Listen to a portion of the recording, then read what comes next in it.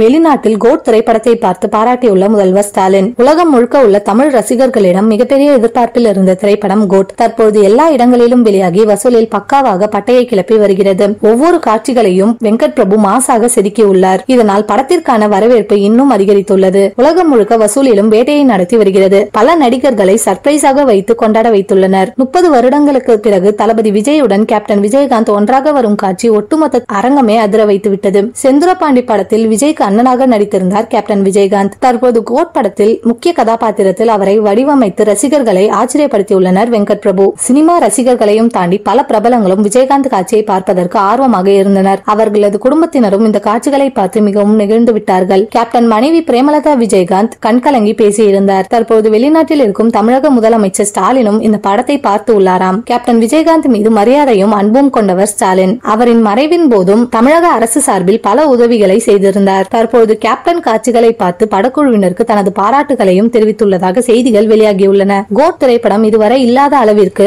பல புதிய வசூல் சாதனைகளை உலகம் முழுக்க படைத்து வருகிறது. விஜயின் ரசிகர்களும் படத்தை தாறுமாறாக எல்லா இடங்களிலும் கொண்டாடி வருகின்றனர்.